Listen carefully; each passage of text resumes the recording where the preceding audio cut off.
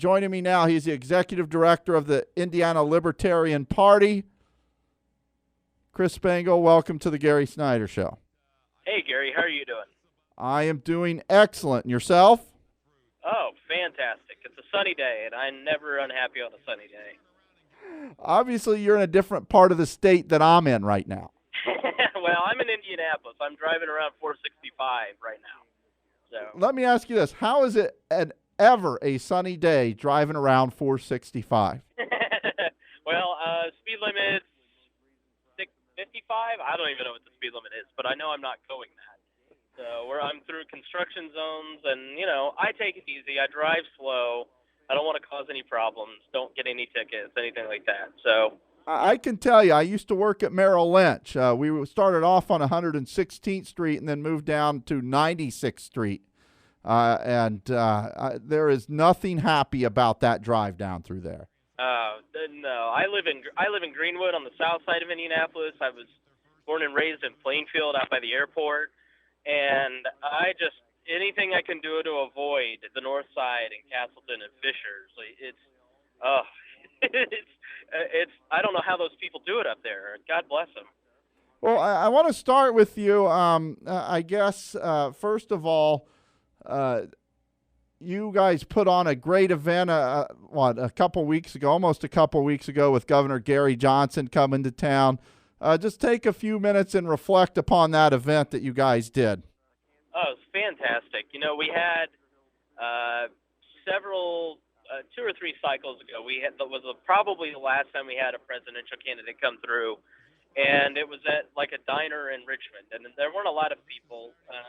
I wasn't aware of it. I was, still a dirty Republican back then, and I think, the feeling within the party amongst the people who've been involved a long time, have an event where, it sells out in 5 days, a week before the event's held, and it fills up a 500-person room, and if we hadn't sold out of tickets, we probably, would have had a line out the door and had to use that overflow room, to have that kind of energy and excitement for one of our presidential candidates, I think speaks to the change that is kind of coming to politics, especially here in Indiana. It was an electrifying event, and it really fired up the base here in Indiana, and, it was fantastic. And we had a great after party, too, and I want to thank you for taking the time off the show and coming down and emceeing the event. You did a great job, and it was a lot of fun. I will attest to that. It was a lot of fun, and it was great meeting Governor Johnson. We've had him on this show, I think, more than any other candidate, about 6 times. And to finally meet him in person and to watch him up close in person, great event. So I applaud you guys. Well, thank you. Well, hey, let's get started. We have a U.S. Senate debate tonight, and this comes on the heels of a Rasmussen poll released just about an hour ago that shows Richard Murdoch at 47%, Joe Donnelly at 42%, and, of course, Andrew Horning as, well, wait, they didn't include him in that. And what makes this very interesting is that the Fred Yang and Christine Matthews poll that was done for Howie Politics not too long ago did include Andrew Horning, and that was a 42 to 40 lead, I believe, for Donnelly in that one, with 7% for Horning. When you see polls like this that doesn't include someone that was polling at 7%, what do you make of this poll, and why would they do that and put it out there as news when the accuracy is probably tilted at best? Yeah, I think, number one, I think it shows how dramatically out of touch the political class is with Americans. And I've been guilty of this. I've worked at a news talk station here in Indianapolis for 4 or 5 years, and then went on and I've worked here for 4 years. And I've been guilty over that 8 years of just not really understanding what I think most Hoosiers connect with. And I've had a wake-up call as I've gone out with Rupert and, talked to and met with thousands of Hoosiers over the time that he's been out and talked to people. And I just, I see the people who don't follow politics daily or the 70% of the voting age population that does not turn out to vote. And I think this is one of the reasons that we don't have 70. We only have 25 to 30% of our population actually voting, because the political class is just out of touch. They have two choices: the left and the right, the Republican and the Democrat, and they look at it and they say, well, only one of these could win, so let's just exclude the Libertarian. Rasmussen probably doesn't know anything about libertarians, and they probably don't understand the strength that we have in the state, and so they think it'll be an accurate poll, but it's not. I mean, I'm not good at math. I'm not a mathematician. Democrats would probably say I'm not even a smart man. But if you have a poll that has two choices and then none of the above, or I don't know, when you have three choices on the ballot, there are three choices on your ballot automatically. I don't understand how you can take these polls seriously. And I don't know how you could be a member of the media and quote these polls and take them seriously or pretend that they're accurate, because they're 100% not. But, I think it just, the political class is out of touch, and we have to get it together. We have to actually get out of our ivory towers and start talking to people, because you look at these polling numbers for libertarians, and I think what you'll see on Election Day is the growth for libertarians. And it's not just angry voters. It's people who are libertarians. They don't look at the labels. They don't look at R or D. They don't listen to the campaign rhetoric. Libertarians look at the results the Democrats and Republicans have garnered. And I don't think anyone looking at any level of our government can say that Republicans and Democrats have done a good job. And, this goes back to the whole wasted vote nonsense. I just probably would be in that 70% camp. I probably wouldn't vote, because I don't want to elect one of these two parties when they get these kind of results. So I don't understand why these pollsters and pundits don't take us seriously when, everybody has three choices on their ballot. It's ridiculous. When you take a look at this poll, this Rasmussen poll, there is, I'm going to say, rumors out there, and I don't know, maybe you can quell this, maybe you can pour a little fire on it, that there is a poll done by the Libertarian Party that shows Andrew Horning in the low teens. Is that, can you confirm or deny that?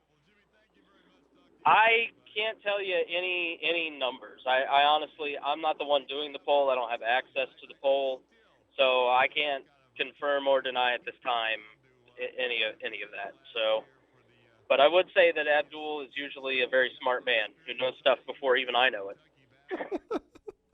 I don't know if that's good or bad. I know, yeah. Sometimes he'll call me on the phone and he'll go, "Hey, is this true?" I'm like, I thought I was the only one that knew that.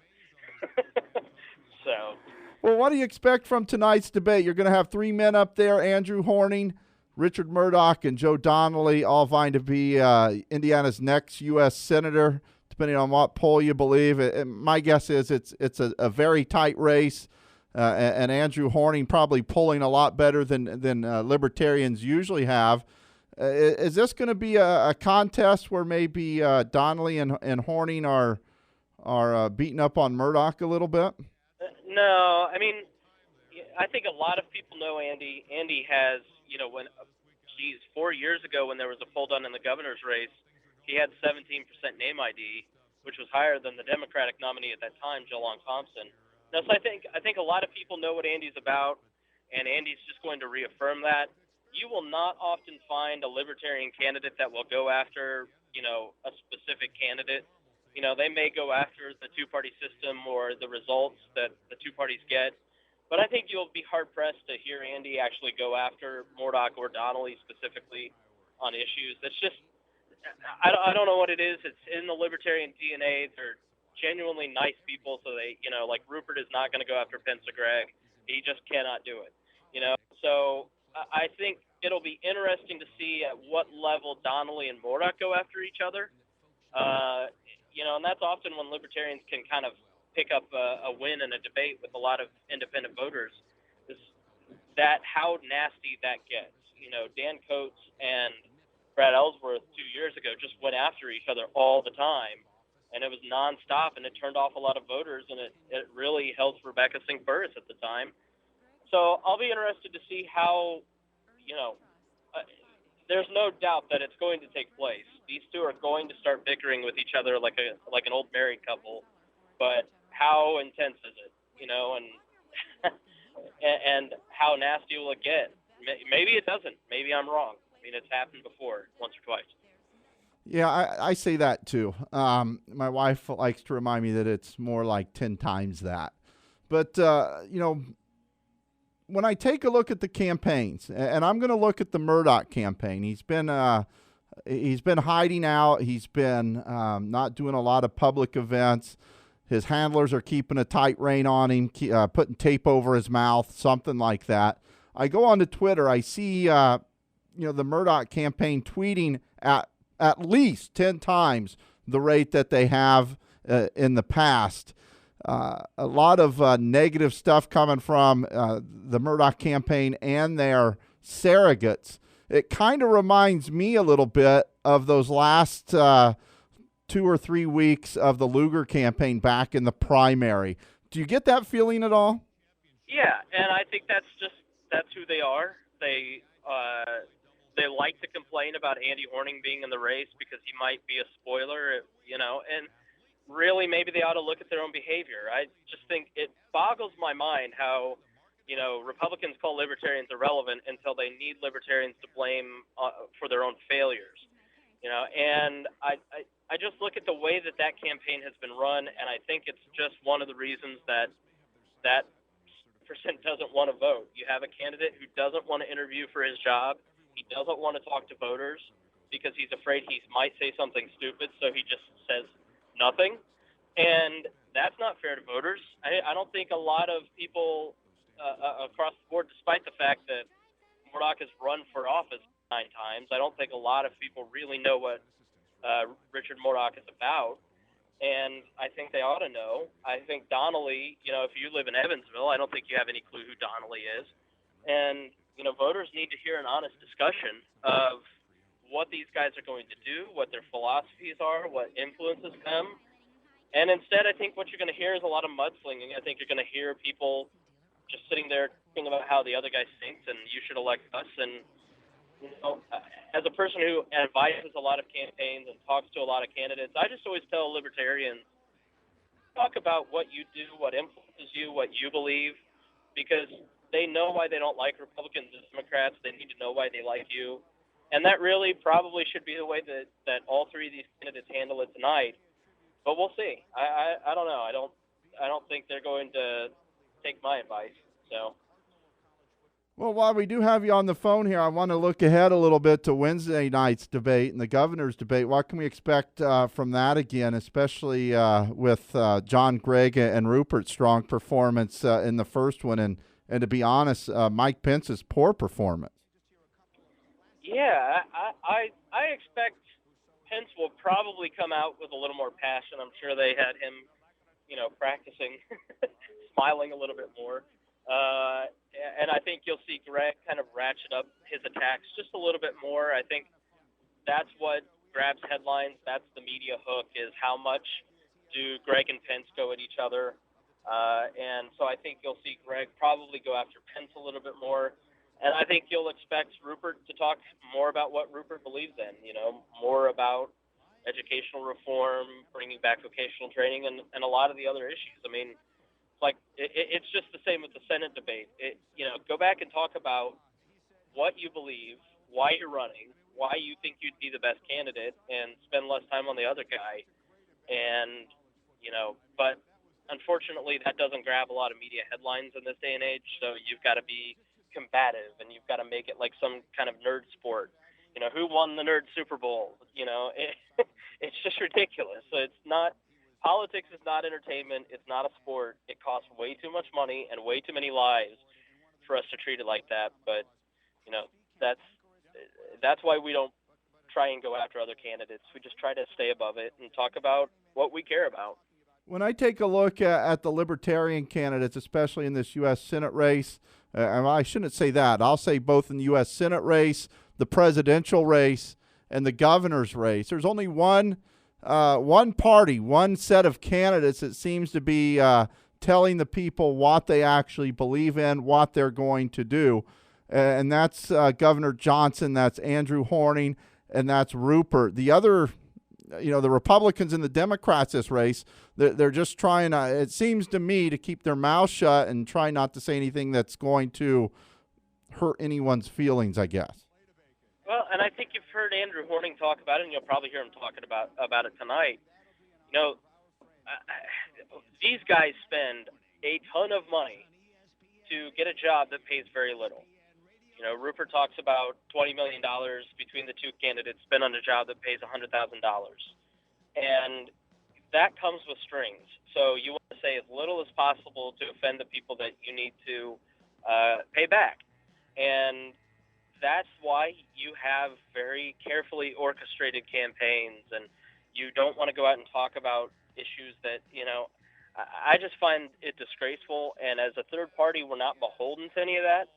So that's why we talk about issues. And secondly, I think there's very little results. When you look at the substance, when you look at the results that the two parties get when they're in charge, there's not a lot of difference. There really isn't. When you look at the results, there's a lot of difference in rhetoric. There's a lot of difference in the way they campaign and what they tell you they're going to do. But there's not a lot of difference in substance. If you look at the foreign policy and the civil liberties record of Barack Obama, it's almost identical to George Bush. And it seems just carrying on the previous administration's or carrying the previous administration's water, it seems. Hey, Chris, we're running out of time, but real quick, tell people where they can find you: Facebook, Twitter, website, all that good stuff. And you'll actually be up here tomorrow, part of our political roundtable with Blair Engelhardt, breaking down tonight's Senate debate. So go ahead. Yeah, it's at Chris Spangle. It's like Star Spangled Banner without the D. And then check out lpin.org, as in Libertarian Party of Indiana.org, and check out some of our candidates and what we're talking about and what we believe. Thanks a lot, Chris, and we'll talk tomorrow. All right, take care. You're listening to The Gary Snyder Show.